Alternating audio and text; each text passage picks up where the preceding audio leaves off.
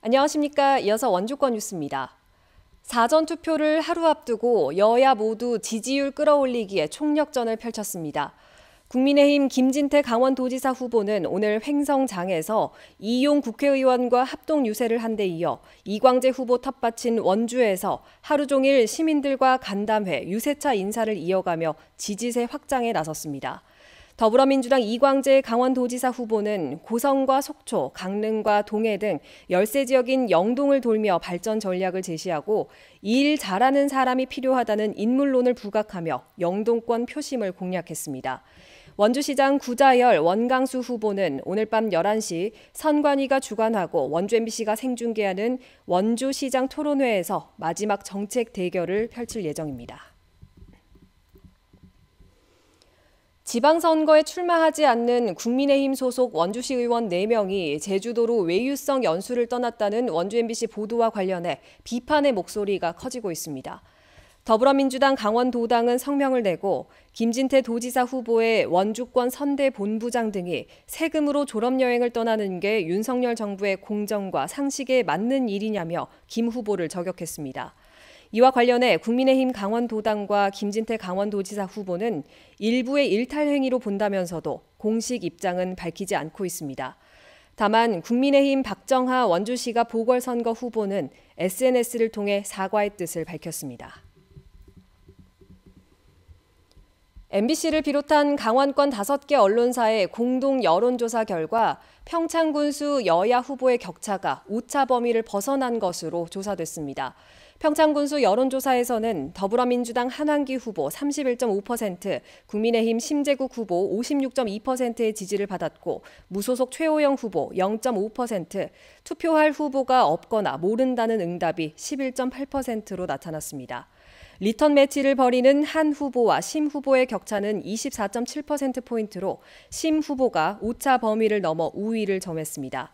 이번 여론조사는 강원 지역 5개 언론사가 한국리서치에 의뢰해 지난 16일부터 5일간 실시했으며 95% 신뢰 수준의 표본오차 플러스 마이너스 4.4%포인트입니다. 자세한 사항은 중앙선거 여론조사 심의위원회 홈페이지를 참고하면 됩니다. 6일 지방선거와 국회의원 보궐선거의 사전투표가 내일과 모레 이틀 동안 도내 194개 사전투표소에서 실시됩니다. 원주에서는 원주문화원과 댄싱 공연장, 단계동 행정복지센터 등 25개 읍면동별로 한 곳씩 사전투표소가 설치됐으며 사전투표소 위치는 중앙선관위 홈페이지에서 확인할 수 있습니다.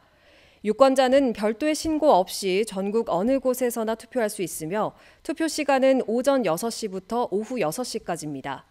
코로나19 격리자는 이틀째인 28일에 한해 오후 6시 30분부터 오후 8시까지 투표가 가능합니다.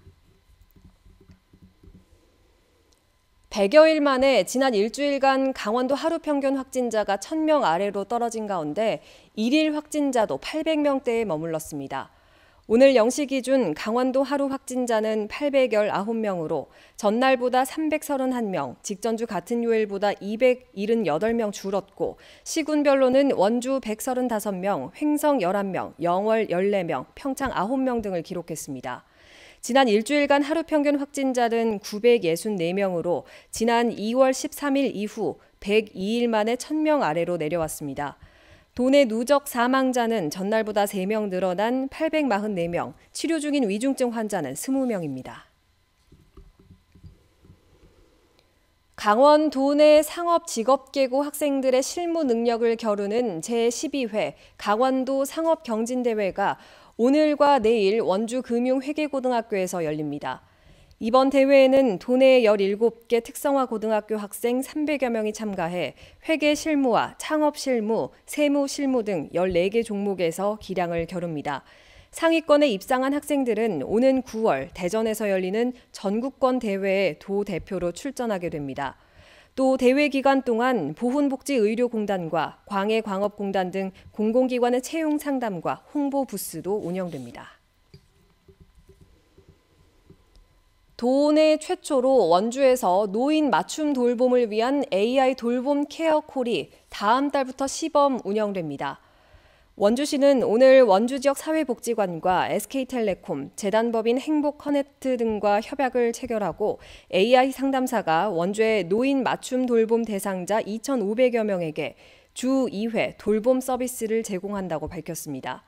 기존 생활지원사와 사회복지사회 가정 방문이 주 1회, 전화 상담이 주 2회로 AI 상담이 더해지면 주 5회 노인 돌봄 서비스가 가능해집니다. 현재 원주시의 노인 인구 비율은 16%로 고령 사회에 진입했습니다.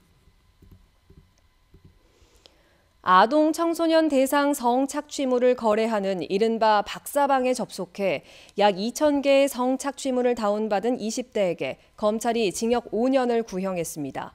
검찰은 2020년 박사방에 접속해 성착취 영상 1,950개와 신체 촬영물 86개를 다운받아 보관한 29살 이모 씨에게 징역 5년과 아동 청소년 기관 취업 제한 5년을 선고해달라고 재판부에 요청했습니다. 이 씨처럼 성착취물 소지 혐의로 지금까지 전국에서 1심 판결이 선고된 277명 가운데 98%는 집행유예나 벌금형 이하의 처벌을 받았습니다. 한편 춘천지법 원주지원은 아동 청소년 성착취물 66개를 소지해 기소된 고교생에게는 개선의 기회를 주겠다며 소년부 송치 결정을 내렸습니다. 뉴스를 마칩니다. 고맙습니다.